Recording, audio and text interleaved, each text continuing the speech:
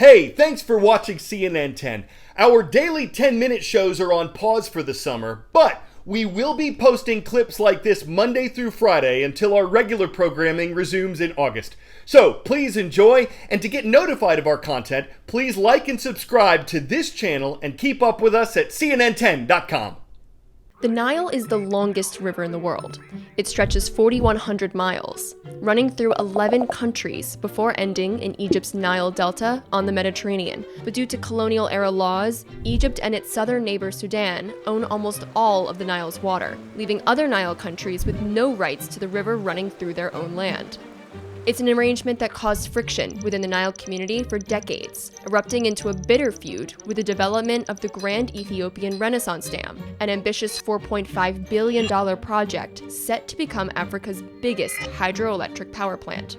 After years of talks and fragile agreements, the giant dam is nearing completion, but tensions around it remain high.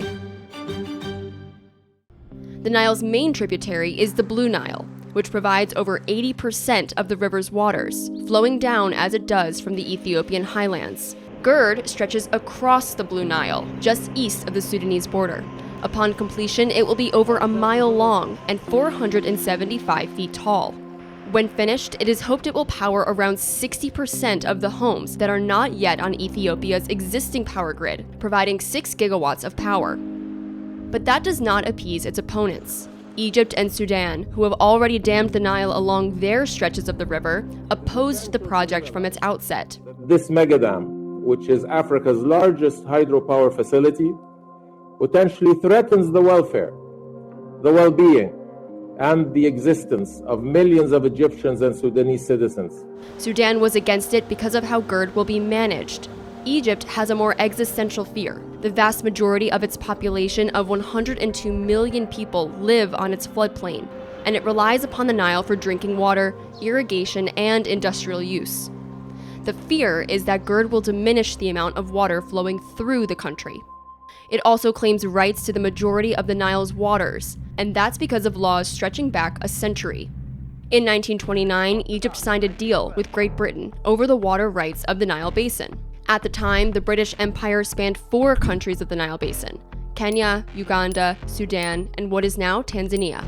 But despite representing its own colonies, Britain agreed that Egypt had a historical right to the Nile waters and allocated 48 billion cubic meters out of an estimated 84 billion to the country.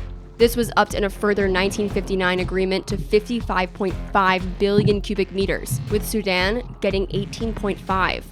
The treaty did not make any allowance for other Nile states, not even for Ethiopia, the source of the Blue Nile, and the largest contributor to the river system. Further, it gave Egypt veto rights for all infrastructure projects on the Nile.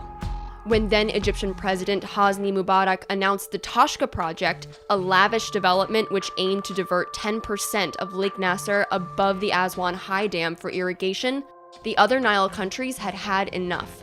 In 2010, Ethiopia, Kenya, Uganda, Rwanda, and Tanzania signed the Cooperative Framework Agreement, demanding more rights to water. And in 2011, Ethiopia announced their dam, initially calling it Project X and then the Millennium Dam, before finally settling on GERD. Since then, a war of words has broken out between the country and its downstream neighbors, with several attempts at negotiations. In Egypt, the fear of running out of water hangs over the country. It is predicted this may happen as soon as 2025, even without GERD. Tensions were raised further in 2013, when a meeting hosted by President Mohamed Morsi was televised, in which Egyptian politicians discussed how the dam could be destroyed. Even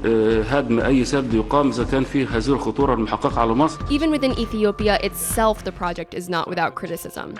Around 20,000 people will be displaced in the dam's construction, and there have been accusations of corruption. The project manager, Semenu Bekele, also died under mysterious circumstances in 2018.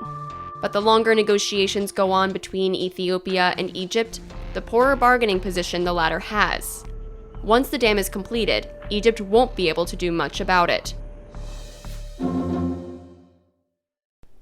Thanks for watching. Please don't forget to subscribe to our newsletter at CNN10.com, and we'll see you in August for daily episodes of CNN 10. I'm Carl Azus.